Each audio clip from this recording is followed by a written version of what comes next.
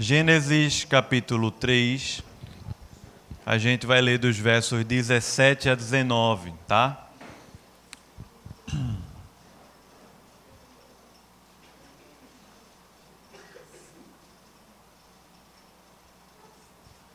Gênesis 3 nos narra a respeito da queda. Adão e Eva caíram, desobedeceram a Deus, se rebelaram contra Deus. A história já é conhecida, mas tem um detalhe dela que é importante aqui para a gente entender isso espiritualmente falando. Deus tinha falado para Adão e Eva que eles tinham ali um jardim, eles deveriam cultivar, guardar, desenvolver aquele jardim.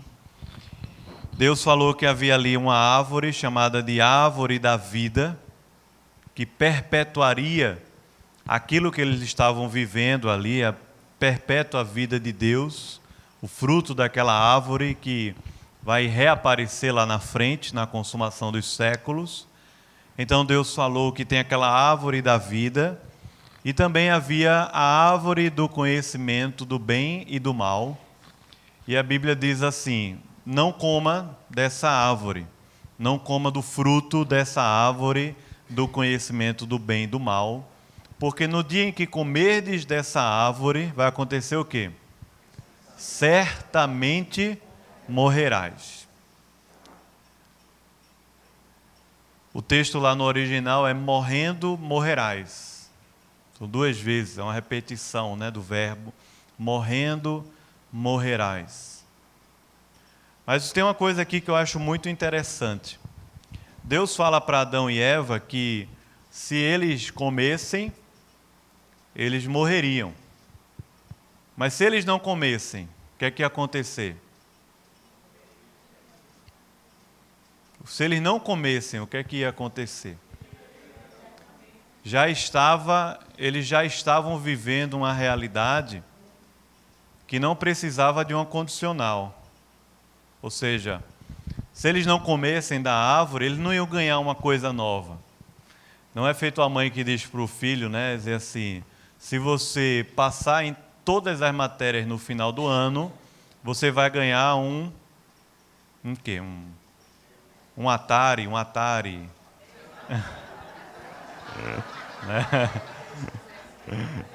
XS. Um iPhone. Um iPhone. Então, se você passar em todas, você vai ganhar, certo?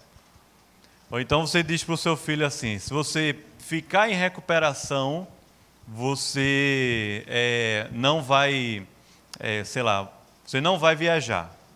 Se você ficar em recuperação, você não passar de ano, você não vai viajar com a gente. Aí seu filho diz: certo, mas se eu passar, eu vou ganhar o quê? Não é não? Às vezes você não vai ganhar nada, você já tem a mim.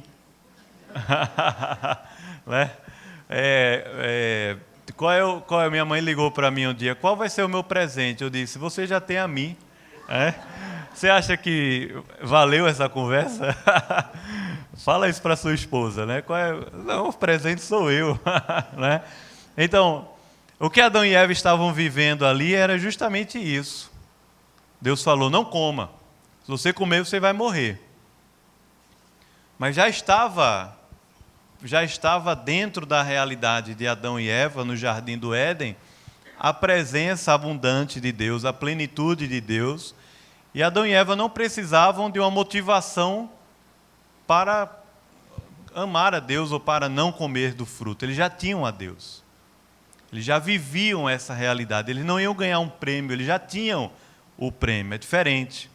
Eles já tinham posse do prêmio, mas Deus falou: se você comer do fruto da árvore, você vai perder o que você está vivendo aqui. Ao invés de ter o fruto da árvore da vida, vocês vão ter a morte. Vocês vão perder. Adão e Eva comem. A Bíblia fala para a gente que a árvore, o fruto se tornou agradável aos olhos, a partir daquele diálogo com a serpente. Adão e Eva, de alguma maneira, foram encantados com aquela perspectiva de ser igual a Deus, de ter a autonomia, a independência, e aí eles comem do fruto, eles desobedecem a Deus e logo percebem que há uma inconsistência. Qual foi a percepção da inconsistência de Adão e Eva após a queda? Foi através de quê? Da nudez. Percebe aí ou não? Versículo 8, né? A 7. Ele diz que eles perceberam que estavam nus e tentaram resolver aquele problema. Resolver o problema da vergonha. Perceba que o pecado faz isso. Quando caímos em pecado, desobedecemos a Deus, nós naturalmente sentimos uma inconsistência na alma. O crente é assim. O não crente não. O não convertido, ele pode ter até remorso, mas ele não vai ter esse incômodo do espírito, essa inconsistência na alma, essa vergonha que faz com que a gente queira até se esconder de Deus, fazer uma folha de figueira para se esconder de Deus, e quando Deus aparecer lá chamando, a gente vai lá para debaixo de uma árvore e fica escondidinho, né? A culpa tomou conta do coração de Adão e Eva ali. Então, o que acontece aqui é que Adão e Eva não estavam com vergonha de estar pelados, um na frente do outro. Não é essa que muitas vezes fica caracterizado, especialmente pela teologia medieval, católica, né? A queda como sendo uma característica sexual, né? Ou o sexo se tornando uma característica da queda, né? Até o fruto, né? Ligado justamente a isso, a sensualidade, né? E tudo mais. O fato é que o que aconteceu aqui não foi uma vergonha de estar um homem e uma mulher nus, um na frente do outro, mas o que aconteceu aqui foi uma inconsistência profunda na alma de Adão, de maneira que ele não conseguia ficar da sua forma natural na frente de Eva, e a mesma coisa. A vergonha era interior, a vergonha era de si, muito mais do que do outro, ou da outra pessoa, né? Pode falar, Satanca. Oi? Aí, por que eles se vestiram? A pergunta. Justamente uma tentativa de resolver o problema da vergonha ou dessa inconsistência na alma que eles estavam sentindo. Ou seja, é uma tentativa humana de resolver isso. Qual foi a resolução divina? Sacrificar um animal e cobrir a vergonha de Adão e Eva, não mais com... O que mudou? Não mudou a estética da roupa, entende? Ou seja, era de folha de figueira e agora era da Dantas Barreto, né? E agora é do segundo andar do Shopping Rio Mar, né? Não mudou a estética da roupa. O que mudou foi a resolução. A primeira resolução era humana, era a tentativa de cobrir a vergonha do pecado, cobrir a culpa, a partir de mecanismos humanos. A segunda foi uma resolução divina. Ele sacrifica o animal e, através do derramamento do sangue, nós podemos ter a expiação, a remissão dos pecados. Mas isso aconteceu depois do verso 19. O fato é que quando Deus aparece para Adão e Eva, Deus dá a eles uma série ou explica para eles uma série de consequências que eles iriam enfrentar por causa do pecado, das quais nós fomos libertos pelo Evangelho, mas ainda vivemos num mundo caído, pecaminoso, pecador, num sistema que jaz no maligno. Então, o que aconteceu com Adão e Eva aqui no final do texto é que eles foram salvos pelo sacrifício que foi feito ali, mas eles foram enviados para um mundo que era um mundo louco. Seus próprios filhos se degladiaram ali, Caim matou Abel, ou seja, eles foram enviados para um sistema, a um mundo pecaminoso, do qual nós convivemos também, nós habitamos debaixo dele, desse mundo que é louco, um mundo que é pecaminoso. Então, as consequências do pecado aqui elas ainda continuam a existir no mundo, mas quando eu e você conhecemos o Evangelho de Jesus, nós somos individualmente e espiritualmente libertos da opressão e dessas maldições que Deus falou aqui para Adão e para Eva. Nós somos espiritualmente libertos. Eu disse o quê? Espiritualmente libertos, mas nós ainda não vivemos no céu. Nós ainda não vivemos na Nova Jerusalém. Nós ainda vivemos na terra. Então, é como Agostinho definia lá atrás, nos 4 estados da criação e da queda.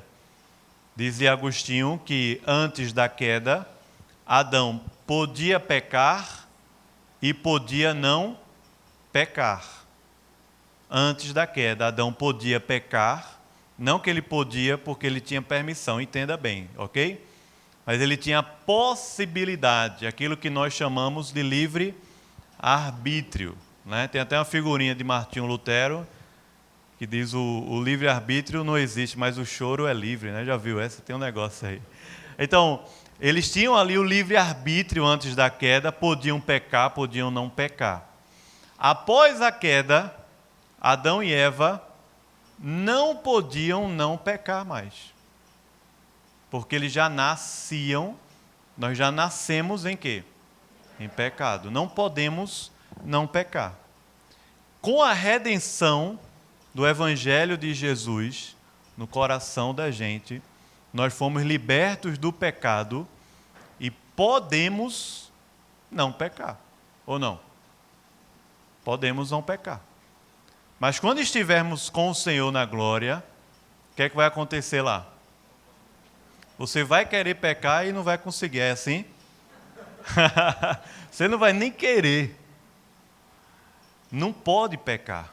Não existe mais o pecado. Não existe mais a lágrima nos nossos olhos. O sofrimento. Só que Adão e Eva estão sendo introduzidos aqui para algumas consequências do pecado, e dentre as quais, é o tema do 2º ano, o pecado prejudicou a nossa vocação, o nosso trabalho, a nossa operosidade aqui na terra. Lembra que Deus chamou Adão e Eva, ou criou Adão e Eva e disse: vocês foram criados a minha, o quê? Imagem e semelhança, vocês são teorreferente, existem em Deus e para Deus o tempo todo. E deu a Adão e Eva algumas ordens. As ordens eram: busquem a Deus, ou seja, cultivem esse relacionamento com Deus, que é chamado de mandato espiritual. A ordem é: multiplica a imagem de Deus na terra, que é o mandato social, ou seja, através de relacionamentos, faz esse negócio crescer na terra. E o terceiro é: cultiva a terra, guarda e desenvolve ela, não só preserva, mas desenvolve a terra para a glória de Deus, para que ela cresça e se desenvolva a partir da sua identidade, a partir daquilo que você é. Ou seja, Deus criou a gente, Deus criou o ser humano para viver o que é, para fazer, né, para ter uma vida de acordo com aquilo que ele é de fato, ou seja, aquilo que é a sua identidade. Paulo fala isso em Efésios capítulo 4, dizendo que nós deveríamos viver de modo digno da nossa vocação, né? Ou seja, viver de acordo com aquilo que nós somos. É a nossa vocação. Só que o pecado atrapalhou bastante. E se a gente pudesse pensar aqui em exemplos práticos, talvez fique até mais fácil. Especialmente quando diz respeito à queda, à dificuldade. Quem aqui já teve, por exemplo, dificuldade no seu trabalho? Quem já teve? Teve gente que não teve, não, viu? Vem cá dar um... André, vem dar um testemunho aqui. Você não teve, cara? Você é uma benção. Rapaz, quem já teve dificuldade no seu trabalho? Já teve o tapete puxado, traição, calúnia, desconfianças, intriga, conflitos interpessoais. Quem já teve? Só que nós somos formados nessa questão do trabalho pelo mundo da produtividade. Somos formados pelo mundo globalizado, tecnológico, produtivo, ativista. Somos formados para trabalhar numa relação de causa e consequência. Você trabalha para ganhar o quê? Trabalhe para ganhar dinheiro. Os pais disseram na infância o quê? Estude para ser. Percebe ou não? Ser é o quê? Ser é o quê? Identidade, né? Trabalhem para ser alguém. Para ter uma identidade. Ou seja, trabalhe, estude. Ou estude para não ser igual a. Já ouviu isso ou não? Estude para não ficar como fulano ou beltrano, ou até o menino que pega carro na rua. Estude para não ficar assim, para não ser isso, para a sua identidade não ser formada dessa forma. Então o que acontece?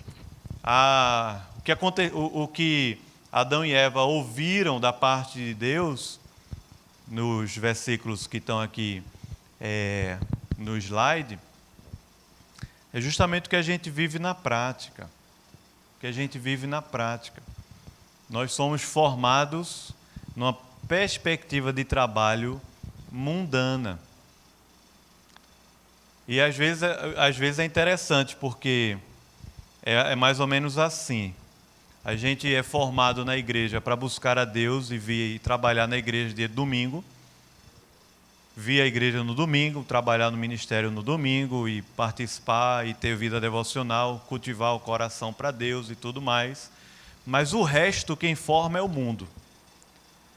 Então o resto, ou seja, toda a minha cosmovisão a respeito da minha vocação, do meu trabalho, da minha profissão, dos meus sonhos, os valores, quem forma isso é o mundo.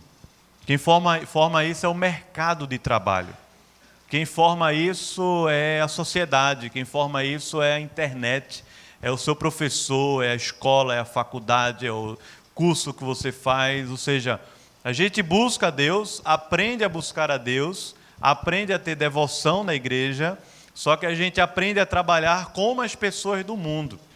Não é à toa que existem um bando de cristãos, de gente como nós aqui, que vivem uma vida espiritual extremamente rasa, justamente por causa dessa dualidade. Ou seja, a minha vida com Deus é só de respeito à igreja, ao mundo espiritual, e a minha vida lá fora de respeito às minhas capacidades, às minhas competências, ao meu know-how, à rede de relacionamentos que eu tenho, às influências que eu consegui na minha vida, ao meu sobrenome, aos contatos que eu tenho, porque eu sou desenrolado, proativo e por aí vai. E quando, nesse ambiente de trabalho, né, desse sistema de produção, perguntam qual é o seu problema, o seu defeito, o primeiro que diz é perfeccionista, né? Já ouviu essa história, né, da entrevista? Aí diz assim, eu já vi muitas das suas competências, mas qual é o seu defeito? Só tem coisa boa? Aí você fala, não, eu sou muito perfeccionista, isso me atrapalha demais, eu quero fazer tudo certinho, né? Ou seja, tudo na vida da gente é como se a gente tivesse mesmo querendo ganhar uma coisa em troca. Então, até na hora da gente revelar um problema, uma dificuldade, é como se eu quisesse ganhar com aquilo, receber algo em troca com aquilo que eu estou abrindo, né? Com o meu defeito, com a minha dificuldade. Por quê, irmãos? Porque nós vivemos imbuídos nesse mundo cão, nesse sistema que o trabalho é para você ganhar dinheiro. Você trabalha para ganhar dinheiro, você trabalha para ser alguém na vida. No entanto, o discipulado de Jesus está dizendo para a gente que nós trabalhamos para glorificar a Deus, nós trabalhamos para Deus ser conhecido, não importa se ganha 10 mil, 100 mil ou 1 milhão, não importa que tipo de função você exerce na terra, o que importa é que ali você está evangelizando, servindo, abençoando não cristãos, abençoando o mundo e trabalhando para que, de alguma maneira, essa terra seja abençoada ou o mal seja um pouco contido por causa da presença do povo de Deus naquela área, naquele lugar, naquela região, naquele setor, naquela empresa, qualquer lugar. É tanto que eu já cansei de ouvir gente na igreja dizendo assim: pastor, olha, eu não aguento mais trabalhar. E dá vontade de dizer a mesma coisa, eu também não aguento mais trabalhar. Mas aí eu fico só ouvindo, Aí não aguento mais. Meu sonho, pastor, era poder abrir mão do meu trabalho, mas eu não posso. Porque eu sustento minha família com ele, é meu dinheiro, meu ganha-pão. Eu queria abrir mão do meu trabalho para me tornar pastor ou missionário e cuidar só das coisas de Deus. Porque aí eu não vou ter trabalho, não vou ter estresse, não vou ter dificuldade. E é só lidar com coisa espiritual. Isso tá bom. Entendeu qual é o sonho, né? Eu queria servir a Deus, mas eu não consigo servir a Deus fazendo isso. Eu não consigo servir a Deus sendo um médico, sendo uma dona de casa. Eu não consigo servir a Deus porque dá muito trabalho. Então, a nossa mentalidade, especialmente aqui no Brasil, ela é muito católico-romana nesse sentido, né? E aí a gente crer que o trabalho de Deus espiritual não tem nada a ver com as coisas desse mundo. O trabalho de Deus espiritual é numa região que é outra dimensão, né? Do Aranha-Verso, quem já viu o filme, assim, tem várias dimensões. Então, é uma outra dimensão. E não é assim. A gente pensa que o trabalho para Deus é uma dimensão espiritual e as coisas aqui, elas são a dimensão mundana. Esse é um pensamento católico romano, medieval, que é fruto justamente de uma síntese do cristianismo com a filosofia de Platão, a filosofia grega de Platão. Ou seja, as coisas aqui no mundo não prestam para nada e o que você precisa fazer é cuidar das coisas espirituais. Só que o que a Bíblia diz em Gênesis capítulo 1 é que no princípio, o quê? Criou Deus o quê? Os céus e... Ou seja, essa realidade foi criada por quem, irmãos? Por Deus. A realidade foi criada por Deus. Essa realidade que nós vivemos foi criada por Deus. Nós que somos presbiterianos, a gente ouve muito a doutrina da depravação total, do pecado, da queda. A gente fala muito, ouve muito, é muito formado por isso. Mas de uns anos para cá eu tenho pensado nessa teologia da criação. A gente ouve pouco sobre isso, fala pouco sobre isso. Sobre o fato de que é como se a gente lesse Gênesis já assim, capítulo 1 e 2, a gente já lê rápido porque já quer chegar no 3. Porque o 3 é quando a coisa fica emocionante, né? Tipo, está começando uma novela, aí você está lá assistindo a novela, mas você está doido que alguém mate alguém, que alguém traia alguém, que alguma coisa... É ou não é?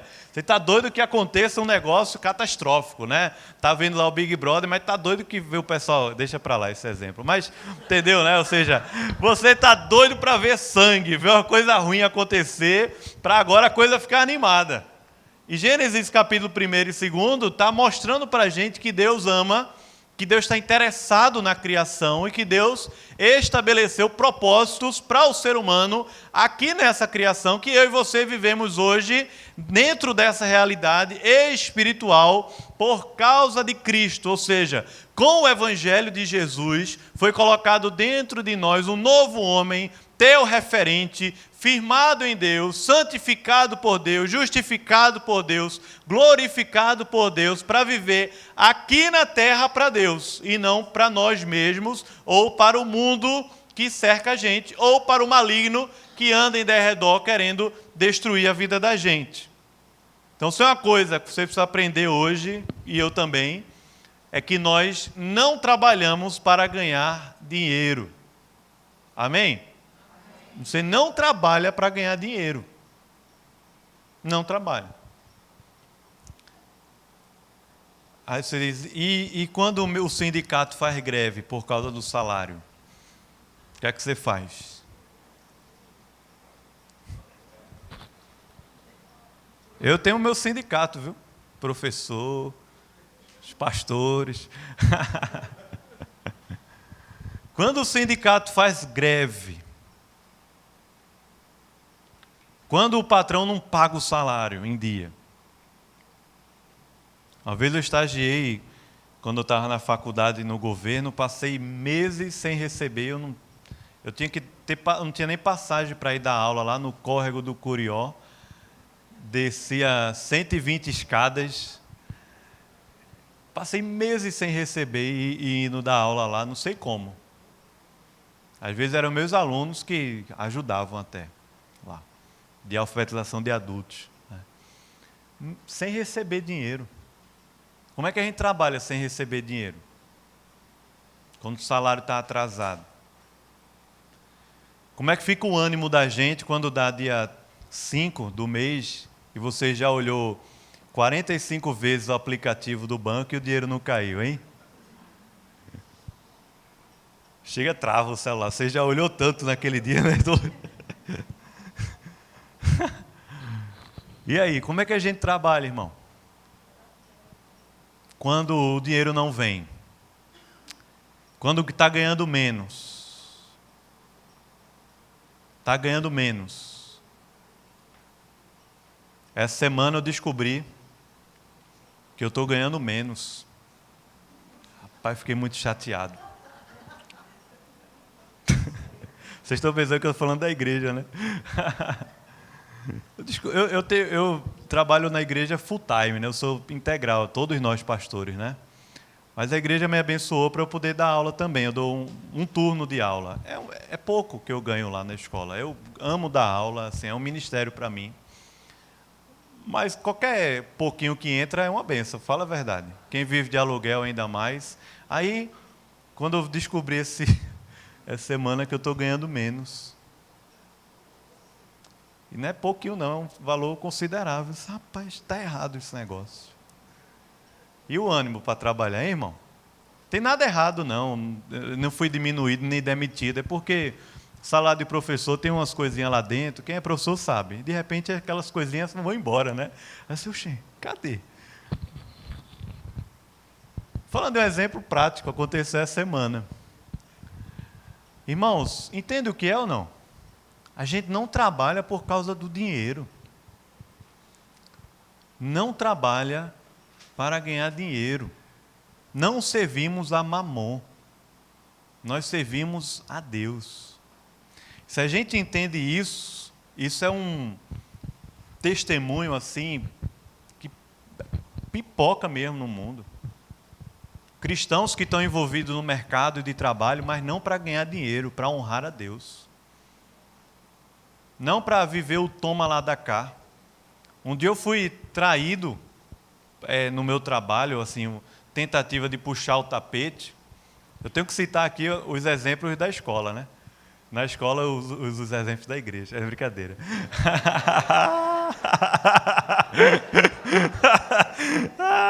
Aí, então quando eu vou pregar em outra igreja, aí... Tá gravando, aquela escola é uma bênção. Aí, mas quando você é, de alguma forma, ferido por um colega de trabalho seu que é cristão. Hein, irmão? Ferido por um colega de trabalho seu que é cristão. Só que ele vive nessa vida do toma lá da cá. De se aproveitar, de querer crescer, de alguma maneira projetar, de alguma maneira... Já aconteceu com você ou não? Comigo várias vezes. E aí você pensa logo assim, não é possível, se fosse qualquer pessoa, mas como é cristão, aí que eu não... Aí tem aquela história da mãozinha, quando faz assim, meu amigo, a mãozinha, saia de baixo. É ou não é, irmão? Então, o fato é que é muito bonito a gente dizer na igreja, quando faz um jogral, assim, meu trabalho é para quê? Para a glória de... É muito bonito, irmão, isso aí. Cantar, é lindo. Mas quando a gente está na lida diária e enfrenta situações que põem em xeque isso, é quando lá dentro as coisas apertam. Entendeu? As coisas lá dentro apertam. E aí você, opa, agora eu não vou não. Agora eu não vou entregar no prazo. Agora eu não vou chegar na hora. Agora eu só vou para a reunião se bater o ponto. Agora só atendo o telefone no horário de trabalho. É assim ou não é? Agora eu só não sei o que lá. Agora eu só dou bom dia, boa tarde. Tem isso também. Agora eu só dou bom dia e boa tarde. Meu trabalho. Quero mais conversa com ninguém. Né? Agora, entendeu? Por quê? Agora, quando ganho um bônus, funcionário do mês, 14º, 15º, que a gente vai lá, faz as compras, roupinha de Natal, aí o sorriso, é ou não é? Tá uma maravilha. Irmãos, quem trabalha e vive assim são pessoas que não conhecem o Deus que nos sustenta. Entendeu ou não? Quem vive assim, vive preso, irmão. Quem vive assim, vive opresso. Quem vive assim, vive até, posso dizer assim, muitos que vivem assim, estão dentro da igreja, nem o dízimo dão. Sabe por que não dá o dízimo? Sabe por que rouba a Deus? Porque acha que se der 10% para o Senhor, não vai ter o sustento. Porque o sustento vem do meu suor. E essa é a maldição da queda. No suor do teu rosto comerás, mas eu e você em Cristo, nós fomos libertos disso. Nós não comemos o nosso suor, nós comemos de Deus, do maná de Deus. Então eu não dou o dízimo, porque se eu der, eu vou perder dinheiro. Eu me lembro que Deus me ensinou a dar o dízimo quando eu ganhava R$30 por mês. Eu dava R$3 de dízimo. E aquilo construía até o templo da igreja. Eu era adolescente, aí eu ganhei uma bolsa para estudar no Agnes, não tinha dinheiro para ir para a escola de passagem, aí eu procurei uma irmã da igreja em que eu queria trabalhar. Se podia arrumar um emprego. Aquela irmã me deu a minha passagem, eu preenchi o passo fácil no ensino médio, todo mês ela dava 30, depois aumentou para 50, que aumentou as passagens, ela aumentou, R$50.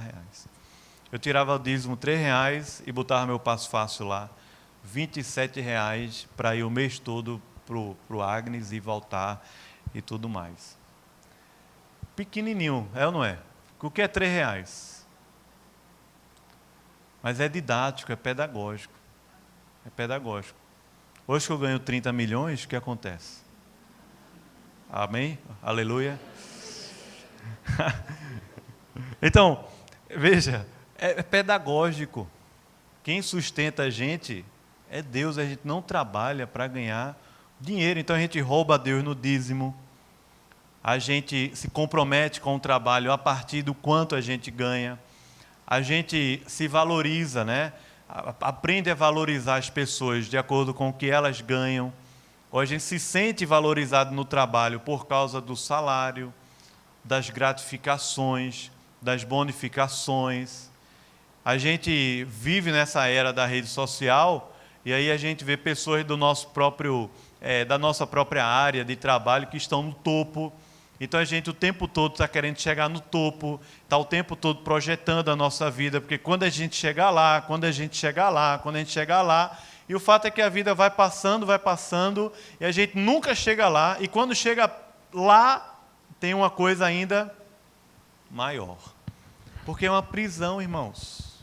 Isso aqui que Deus falou para Adão e Eva, vamos ler Gênesis 3:17, e Adão disse: visto que atendeste a voz de tua mulher, e comeste da árvore que eu te ordenara não comesses, é o quê?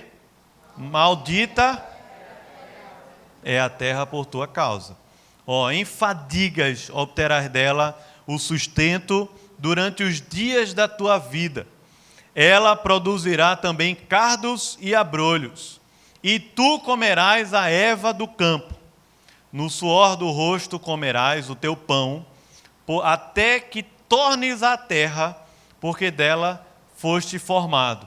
Porque tu és pó, e ao pó tornarás. O que Deus está dando aqui a Adão, está dando a nós, é uma maldição, é uma prisão, irmãos.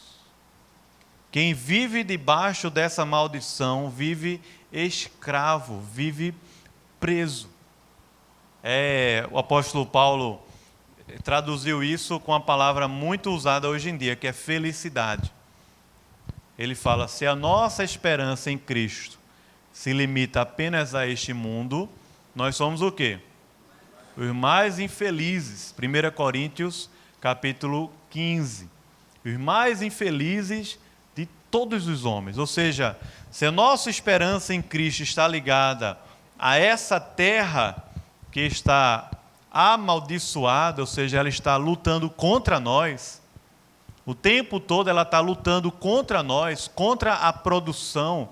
O esforço da terra, enquanto você quer produzir comida, quer produzir bênção, ela vai lhe dar em troca espinho, cardos e abrolhos. Ela vai lhe dar de volta espinho, ervas daninhas. Enquanto você quer plantar uma bênção na terra, ela vai devolver para você uma coisa complicada. Veja as palavras que são usadas aqui no texto. Em fadigas, dor, pesar, trabalho árduo e sofrimento, é a mesma palavra que foi usada para Eva, que ele diz, multiplicarei sobremodo a dor, as tuas dores, ok? Que ele falou para Eva no versículo 16, é a mesma. Não é uma dor física apenas, mas é a ideia de um trabalho árduo, de um sofrimento, de um peso que a gente vai carregando. Ele fala, obterás dela o teu sustento, ou seja, aquilo que você tem para comer, se alimentar. A terra vai produzir espinhos, certo? E o trabalho, ao invés de envolver uma coisa boa, alegre, festiva para Deus, vai envolver temores. Temores. O trabalho não é resultado da queda, o trabalho é uma bênção de Deus, verdade ou não? Deus quem botou a gente para trabalhar. Ele falou, trabalhe um dia e descanse 6, amém? Disse o quê? Trabalhe, concurso não, trabalhe 6 dias e o quê? Descanse 1. Obrigado. Descanse 8, né? Descanse 8, Não é trabalhe um dia e descanse 6, não. Trabalha 6 dias, descansa 1. Então Deus criou a gente para trabalhar, para cultivar, para abençoar a terra. Só que por causa da queda, o ambiente de trabalho se torna um ambiente de temores, abalado. No suor, a expressão aqui do suor, a raiz dessa palavra vem justamente de um tremor, de um terremoto, de um abalo, de gente que está com medo. Trabalha com medo, entendeu? Com medo de ser demitido, por exemplo. Trabalha com medo de levar uma bronca. Trabalha com medo de perder dinheiro. Trabalha com medo. Tem medo o tempo todo. Medo de ficar desempregado. Medo de não se aposentar com tantos anos de idade. Medos. Ou seja, o ambiente de trabalho vai ser tomado por um ambiente de temores, tremores aqui na terra. E o finalzinho do texto ele fala, porque tu és pó, tu és um bocado de cinza, de entulho, e ao pó tornarás. Interessante porque dentro da própria maldição existe uma expectativa e de repente algo bom acontecer, porque a única possibilidade para nós podermos desfrutar da vida plena de Deus é com a morte. É quando nos encontrarmos com Ele. Então, a morte aqui, ela passa a existir como consequência do pecado, mas ela também é a porta de entrada para a gente poder provar da presença de Deus por causa de Jesus. Adão, ou seja, em resposta ao pecado de Adão, ele fala: você sofrerá dor e frustração nas coisas mais simples que você vai fazer. Mais simples. Você já levou bronca sem razão, sem motivo, no seu ambiente de trabalho, já ou não? Demais, sem razão. Ou seja, aí você vai trabalhar já com aquele sentimento de frustração, de não estar sendo valorizado, de não estar sendo reconhecido. De um trabalho, você vai dizer: quem é que está vendo? Quem é que vai reconhecer o meu trabalho? Quem é que vai, de repente, me dar realmente alguma coisa em troca? Ou seja, algum dinheiro que faça valer a pena. Então, o ambiente de trabalho se torna um ambiente de frustração para Adão. A relação natural do homem com o solo, ou seja, o homem foi chamado para dominar o solo, agora é revertido, porque diz o texto que o solo vai produzir espinho. Ou seja, Deus chamou a gente para dominar, mas agora o solo parece que não quer se submeter mais ao nosso trabalho. E quando você planta uma coisa boa, você colhe uma coisa ruim muitas vezes. Você planta, tem um adesivo de carro, né, que diz: gentileza gera o quê? Amém? É verdade isso? Assim, vamos lá, gentileza gera, vou tentar. Aí não dá 3, 4 oportunidades, você faz a gentileza e recebe de volta qualquer coisa, um fora, Aí você diz o quê? Tá vendo que não vale a pena? Não é? Realmente, talvez não vale a pena ser gentil para ganhar algo em troca. Mas o que o texto está falando para a gente é que o solo agora ele vai reverter o nosso trabalho, não mais com bênçãos, mas agora com cardos, com abrolhos e com as ervas daninhas, que vão prejudicar a gente na nossa subsistência. E aí nós começamos a acreditar que trabalhamos para ganhar dinheiro, porque ganhar dinheiro e ter o sustento nesse mundo não está fácil. Não é fácil. Não é verdade, irmãos? Não é fácil. A terra está produzindo espinho o tempo todo. O trabalho se torna penoso e angustioso, como foi para a mulher também. A mesma palavra é usada para o homem, foi usada para a mulher também. O trabalho agora, ele ganha um elemento de angústia, de peso no coração, de frustração, porque aquilo que a gente foi chamado para dominar, está dominando a gente. A humanidade nunca mais será sempre recompensada pelo seu árduo trabalho. A recompensa material, humana, física, já não existe mais por causa da maldição do pecado. A criação hostil, que deve ser vencida pelo trabalho, serve mesmo, ou seja, esse ambiente, né, que nós vivemos, serve até como uma parábola a respeito da nossa libertação. Um exemplo interessante disso é justamente o Êxodo. O Êxodo, o povo de Israel estava vivendo como lá no Egito? Como foi, irmãos? Escravos. E o início de Êxodo vai falar para a gente que o faraó agora, que não conhecia, né, a história lá atrás, não gostava muito dos judeus, agora ele tinha, viu que os judeus cresceram muito, ficou com medo, e disse assim: agora eu vou botar para quebrar. Aumentou o trabalho, tornou mais escravo ainda, mais penoso. E o povo começa a clamar a Deus, clamar a Deus, clamar a Deus. E a linguagem do Êxodo é uma linguagem de quê, irmãos? A linguagem de libertação. O Senhor libertou o seu povo da escravidão no Êxodo para conduzi-los até onde? A terra prometida. Ou seja, toda essa conjuntura humana, física que nós vivemos, nos lembra justamente da nossa realidade, que é uma realidade espiritual. Deus fala para o homem que ele vai voltar ao pó, só que a morte se torna, para alguns, os que estão em Cristo, um elemento, uma porta de uma esperança para poder provar de novo da vida eterna que o Senhor tem para a vida da gente. O fato, irmãos, é que o trabalho foi criado por Deus antes da queda para eu e você termos domínio sobre a terra. Mas esse negócio foi revertido por causa do pecado e a gente cai numa grande cilada de achar que nós trabalhamos somente para ganhar dinheiro e fazer o nosso nome conhecido aqui na terra. Mas se essa realidade espiritual é verdadeira, quando o sangue de Jesus nos purifica e nos liberta de todo pecado, ou seja, quando o cordeiro é imolado e através do seu sangue a nossa vergonha é totalmente coberta pelo Senhor, nós fomos libertos do pecado, libertos desse mundo e transportados para o reino do Filho do seu amor.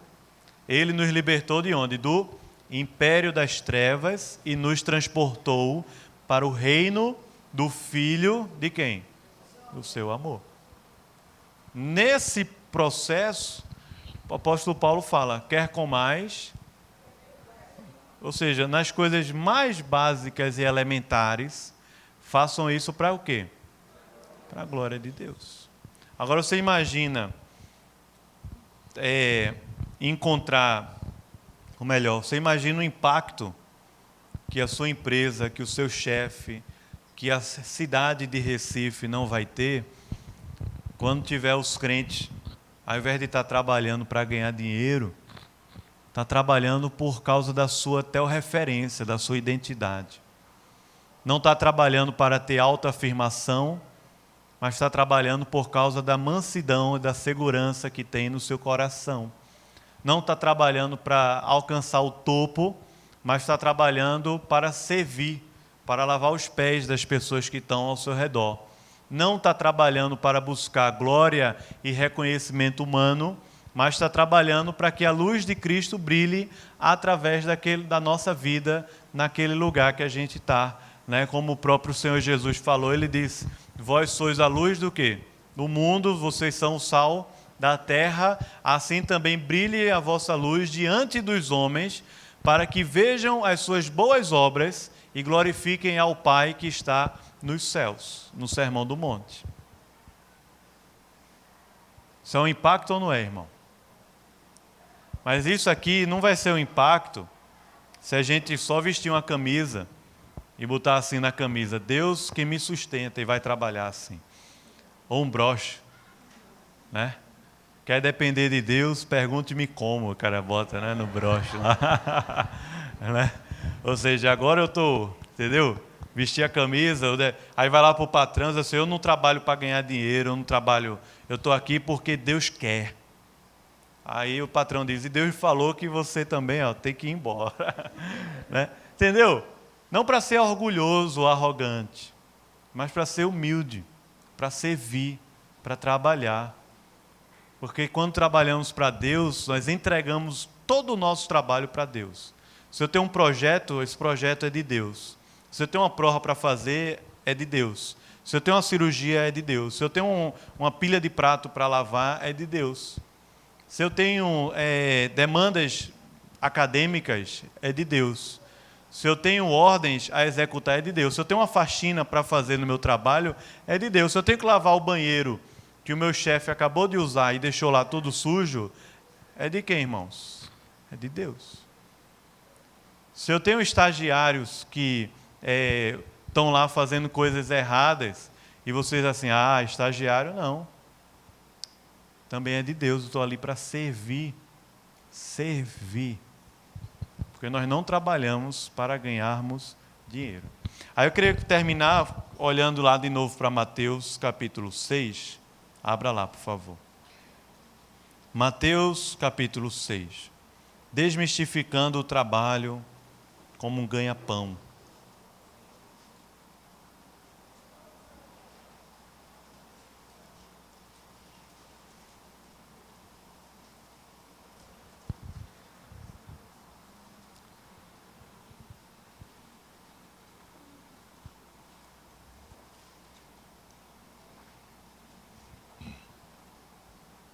A partir do verso 19, veja o que ele diz. Não acumuleis para vós outros tesouros sobre a terra, onde a traça e a ferrugem corroem, e onde ladrões escavam e o quê? Roubam. Ou seja, não gasta toda a tua energia em coisas que perecem. Perecem. Trabalha para ganhar metal, Eclesiastes já falou lá atrás, você morre e aquele negócio, ó. A gente não trabalha pelo metal. A gente não trabalha por coisas que perecem, que enferrujam. Mas ele fala, envolva a sua vida. Trabalhe na terra, seja conectado com o mundo. Mas não seja do mundo, ou seja, ajuntem para vós tesouros onde? No céu, onde traça nem ferrugem corrói, ou seja, onde as relações são espirituais e não simplesmente materialistas, individualistas. Lá no céu, onde ladrões não escavam nem o quê? Roubam. Leia o versículo 21, que é que ele diz, porque onde está o teu tesouro, aí estará também o teu coração. Amém, irmãos? Duro. Isso que ele está falando é onde está a tua riqueza, é justamente aí que você está colocando o seu coração. Os olhos são a lâmpada do corpo. Se você está enchendo os seus olhos do que você vê no Instagram, no LinkedIn, enchendo os seus olhos de programa da GNT, enchendo os seus olhos com os exemplos de sucesso aqui na Terra, enchendo os seus olhos dos professores que se gabam falando isso e aquilo outro. Ele fala, se você se enche os seus olhos dessas coisas, você vai se dar mal, porque se os teus olhos forem bons, teu corpo todo será iluminado. Mas se os teus olhos forem maus, você estará em trevas. Você vai estar acumulando para si trevas. Versículo 24, leia comigo.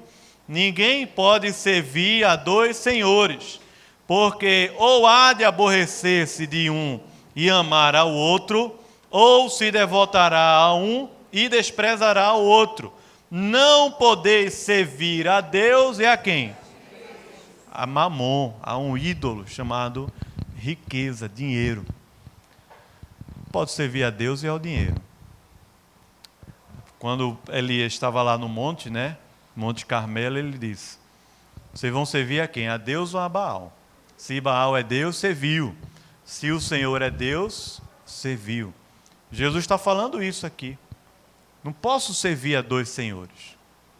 Ou eu sirvo a Deus, ou eu sirvo ao meu próprio ego, ao meu próprio interesse. Não pode, não tem como. É por isso que o 25 ele diz, por causa disso, digo para vocês, o que, irmãos? Não andeis ansiosos, até aí, pela vossa vida. Por isso vos digo, não andem ansiosos. Número 1, não andem o quê? Ansiosos. Número 2, os gentios é que vivem assim. Número 2 é o quê? Os gentios é que vivem assim. Número 3, versículo 33, fala o quê? Busquem a Deus. E todas estas coisas vos serão acrescentadas. Que coisa? O que comer e o que vestir.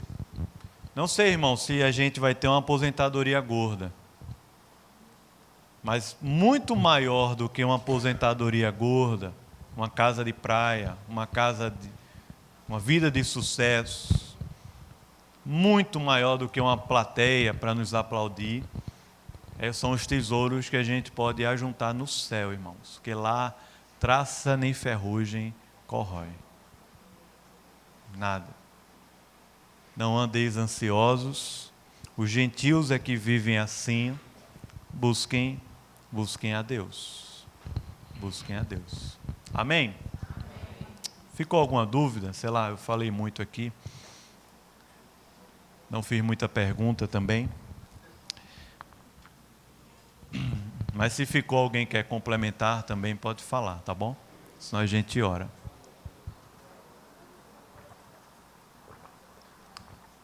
Tá na bênção aí? Então vamos orar? Vamos ficar em pé para a gente orar?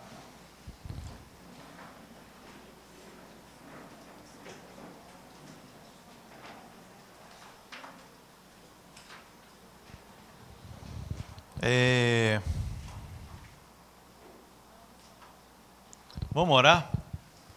Se puder fechar os seus olhos aí 30 segundos, dizendo para Deus: Senhor, meu trabalho está em tuas mãos. Eu não trabalho por dinheiro. Eu não cuido da minha casa para ter reconhecimento dos meus filhos, do meu marido. Eu não estou aqui na terra para estar ganhando sempre alguma coisa em troca. Coloca no altar do Senhor mesmo e diz: Senhor, retira essas ansiedades, temores do meu coração. Me ajuda mesmo a confiar no Senhor, depender do Senhor, provisão do Senhor.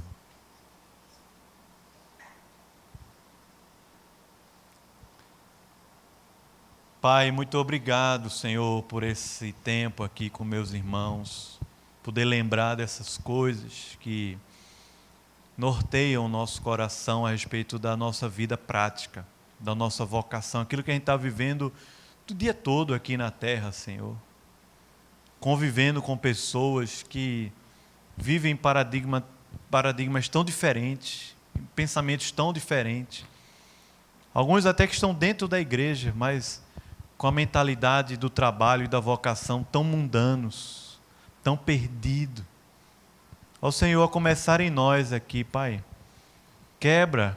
Senhor, quebra o que for necessário nas estruturas do nosso coração, os ídolos, para que a gente não nos engane mesmo, Senhor, não se engane aqui na terra e fique servindo a dois senhores, trabalhando por dinheiro, por coisas que perecem, nos envolvendo até no teu corpo, em busca de alguma troca, de algo em troca, de alguma recompensa. Ó Deus, livra-nos disso. Livra-nos, Senhor, de nos colocarmos de novo nesse jugo, nessa maldição do pecado que o Senhor já nos libertou, Pai. E dá-nos uma vida livre, plena aqui na terra, Senhor, trabalhar mesmo para a Tua glória, para servir ao mundo, para fazer o Teu nome conhecido. O Senhor é quem nos sustenta, o Senhor sabe o que nós precisamos, Pai. Ajuda-nos e repreende-nos, Senhor, quando formos infiéis no dízimo, mas também quando formos infiéis no uso do nosso cartão de crédito, no uso dos recursos que o Senhor tem dado para a gente. Ajuda-nos, Senhor, nessa matéria, Pai, porque o Senhor é quem nos sustenta, Tu és o dono de tudo, Senhor, nos abençoa. A todos nós aqui. E se há necessidades reais, essa, Senhor, que é a comida e a vestimenta aqui no nosso meio, que o Senhor supra. Mas, Pai, dá-nos a bênção de sermos usados pelo Senhor. O Senhor supra, mas usa-nos para suprir a Tua igreja, corpo de Cristo, a comunhão dos santos, para que o Teu povo, Senhor, tenha o que comer e o que vestir o tempo todo. O pão nosso de cada dia dá-nos hoje, Senhor. Para a glória do Teu nome, em nome de Jesus. Amém. Amém, irmãos.